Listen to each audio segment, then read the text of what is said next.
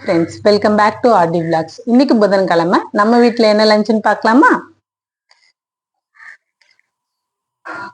சுட சுட சாதம்,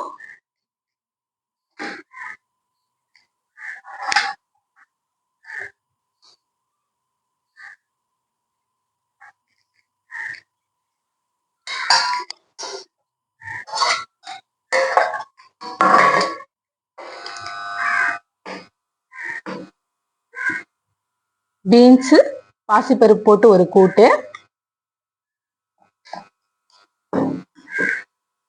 முட்டை ஆம்லேட்,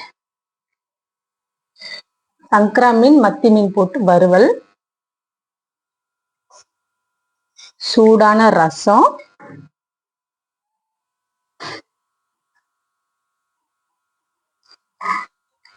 அப்புறம் கொஞ்சம் தயிர்.